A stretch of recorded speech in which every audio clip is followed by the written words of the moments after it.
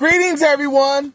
Welcome back. Betting Public Sports Show. I'm your beloved host, famed Rothstein, a.k.a. Michael Snackson, a.k.a. Bay Old Wolf, a.k.a. Malcolm Excellence, a.k.a. Hacksaw Jim Thuggin, a.k.a. Yves St. Croissant. Today is Monday, January 6, 2025. All right. Please try to like, subscribe to the channel, leave comments, share this content. All right. I have no sports investing action today. NFL just closed. We'll have some stuff for Thursday for the college football shit. But nothing today. All right, just want to do this video about apparently the Ruckus time people are having up at Fox Sports 1. It's all over the internet. If you haven't seen it, a hairdresser, a former hairdresser up at Fox Sports 1, she has a Persian descent. You know, she's ethnic of Persian descent, so I don't want to try to say her name, and flub it all the way. But she's accusing what's his name? It's all civil. Accusing Skip Bayless of sexual harassment, among other things, or those types of charges, because according to her, Skip allegedly offered her $1.5 million to sleep with her. She's a single mom and whatnot. I mean, he said shit like, she rejected his advances and like, you have a wife at home because Skip's married to Ernestine. And she's like, you got a wife at home. I can't do that. And Skip saying shit like, don't your dad have 3 or 4 wives? Basically telling like, you should be used to being a concubine. Give me the pussy. You know what I'm saying? Yeah, man, it's just, and then, Joy Taylor was catching strays out on the lawsuit, that she allegedly fucking Emmanuel Acho, a bigwig up there. She allegedly used to fuck, Shannon Sharp, one of the, she used to fuck one of the executives there, cheating on her husband, and let's be honest, Joy Taylor fine like that. She's fine like that. Like, you know what I'm saying? Like, racially ambiguous, kind of look like a Kardashian, racially ambiguous. Can't really tell what she is, but she's biracial, black and white. Her brother is Jason Taylor, NFL Hall of Famer, defensive lineman. So you think she used to being around big men and whatnot and things like that, but maybe that's what I don't know. I don't want to say anything, but yeah, that she fucking all these people and whatnot, and that Joy had an exit plan that when she was done with the executive, once he was no longer useful to her, she was going to sue him for the same, sexual harassment type of stuff, and get a bag out of it. And that's what I want to talk about. We can get into the salaciousness of the lawsuit.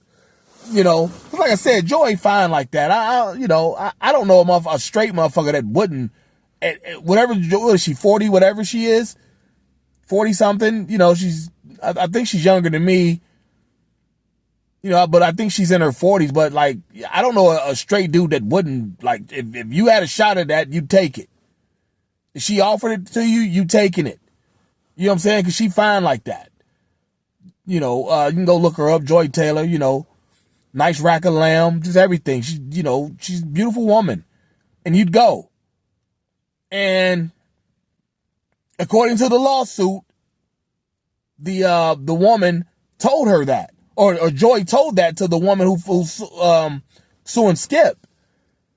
And that's what I want to talk about. But we can talk about how, men in power, men with money, or, because trust me, at these TV stations, if there's a former pro athlete there at the station, he's fucking one of those little stagehands that, 23, 25 years old, just got out of college, probably barely making enough just to got enough just to get along, depending on the size of the city, might even have a roommate, trust me. Those pro athletes are fucking those girls. Like, don't kid yourself. I worked in local news. There was an athlete there, well known. He was fucking. He was throwing dick everywhere. That was a big thing at ESPN years ago. All them pro athletes, all these pro athletes were caught in alleged sexcapades. Steve or Chris Carter, I forget his name. He was a Mets GM long time ago. He got fired for it. Sean Salisbury, Harold Reynolds, like just the list went on and on. Banging those young women fresh out of college. And Joy's exit plan, you know where she got it from? Jemele Hill. It was so clear that when Jemele Hill first got suspended from ESPN for talking shit, it was like years before she had actually left. She got for the first time she got publicly suspended from that. I remember tweeting at her and telling her, like, yeah, you and Stephen A. Smith, Stephen A. Smith was around the time he got suspended. For the shit with Michelle Beadle. One of the many times he had got suspended. It was like, like you guys have you guys got enough cachet to kind of do your own thing at this point. This is before podcasts were even taken off like that. There might have been a few podcasts. Nobody was really fucking with them like that. But this is before they had even taken off and whatnot. I vaguely remember telling Jemele Hill and Stephen A. Smith, like, man, y'all quit letting that network punk y'all like that publicly. Go back to BET, Mad Sports, BET, Black Entertainment Television. Used to have a show on there called Mad Sports. It was like an hour long. It was, pre-recorded and whatnot. It wasn't like ESPN, it wasn't like Sports Center or nothing like that and live.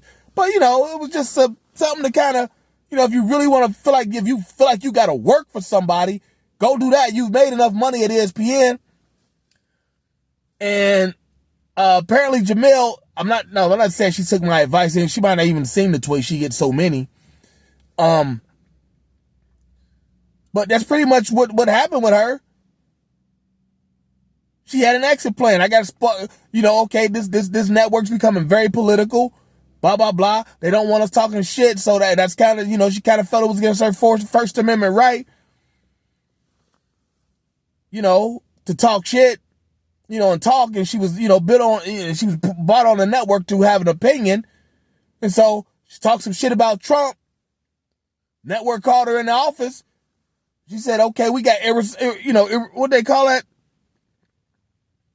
Irreconcilable differences, blah, blah, blah. I think I just need to pay me and let me bounce.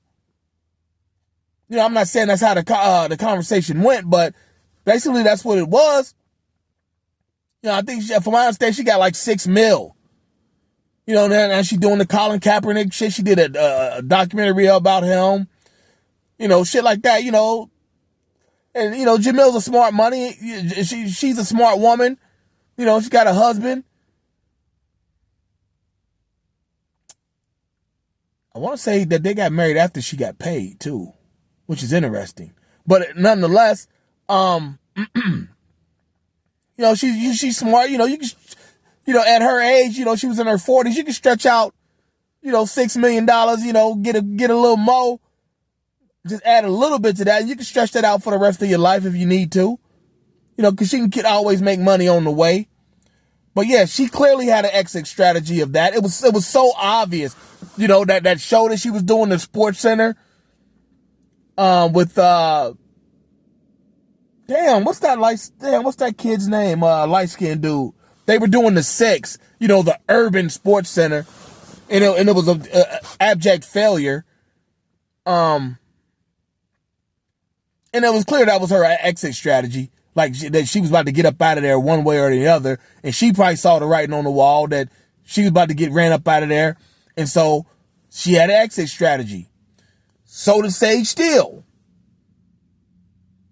Former Sports Center anchors, conservative, biracial woman, very conservative, almost to the point where she don't like, many people don't think she likes black people. I know some biracial people that are like that. don't like their black side of the family. Never met any that didn't like their white side of the family. I know plenty that don't like their black side of the family. Actually, I do know one. Tiffany, this lady I know. She didn't really like her white side of the family. They were Italian and she didn't, they didn't really fuck with her like that. But I digress. Sage Steele had an exit strategy. Let me spark some. She basically did a Jemele Hill 2.0. Not from the liberal side of the political measure like Jemele Hill did, but from the conservative side of the measure. She did that. Got the fuck up out of there. So yeah, and so that was Joy's exit strategy. Allegedly. That's her exit strategy. Once the executive was no longer useful to her, she was gonna say that, their sex was always forced and whatnot, from sexual harassment and shit like that. And it was just like, and these executives have to remember that like, especially in sports entertainment like that, like, why would a woman want to work around all those men like that? I mean, be on air with them and shit. Like, I ain't talking about like, hairdressers and, production assistants and, producers and shit like that. I'm just talking about like, be on air and things like that. Like, why would a woman want to do all that around all those men? For one of two reasons. She trying to fuck and find a husband, or she trying to get a bag out of this shit. And this doesn't apply to all the women, Hannah Storm. She's been a Michelle Tavoya. These women were professionals from a generation or two ago. But even Hannah Storm, she's on TV wearing go-go boots. I remember Tony Kornheiser. That was the first time we heard about that ESPN policy of not talking about another talent on your show. Tony Kornheiser, he's making a joke about it. He's like, how old is Hannah Storm? 50? And she's on TV wearing go-go boots and blah, blah, blah. I'm not saying that Hannah's the one that reported Tony did that, because it was monitored. It was on ESPN radio. But at the same time, I remember that episode of SportsCenter. I was thinking the same thing. Like, why is she dressed like that? Wearing these boots and that in a skirt or dress that clearly above her knee. This older woman. You know what I'm saying? So it's like, what are you women trying to do? Because, like I said, most of them are fucking. They're co-workers. And that could happen at any job, but I'm talking about specifically when you're walking around hyper, alpha, masculine men. If there's 5 women there working around hyper masculine men, 3 of them getting fucked. Maybe one of those 3 is doing it against her own volition. Maybe she really just wants to keep her job or has to keep it. 2 of them are doing it because that's what they're attracted to. Oh, I get to fuck this ex pro ball player, blah blah blah. That goes on. And so I'm not surprised that that's Joyce's exit strategy. Once he's out, it doesn't surprise me one bit to hear that. Because women have always had these exit strategies. Like I said, Jemele Hill, Sage Steele. But even that, it shouldn't even stop with women. As a male, you should have an exit strategy of your job. I'm not saying spark some ruckus and get up out of there, but, have an exit strategy. I'm not condoning what's her name, Joy Taylor's being accused of this exit strategy, because it can ruin lives, but at the same time, I get it. I totally get it. The opportunity presents itself.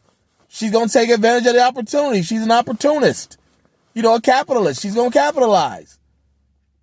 All right. So what do you think about the whole situation at Fox? But mainly, let's talk about Joy and her and her exit strategy there, because we can talk about, how everybody's there is fucking and blah, blah, blah, all that, everybody else is talking about that.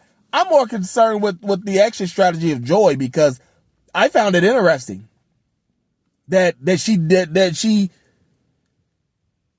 would tell someone else her exit strategy like that. Somebody who wasn't, I can see if it was Taylor Rooks or another woman of, on-air talent that she could talk to, but just a hairdresser, she tells her exit strategy. That's what kind of makes me not kind of believe it on a certain level. But what do you think? All right, leave comments, let me know. But most importantly, share this content. All right, and we'll talk about it. But until then, everybody be well. Peace.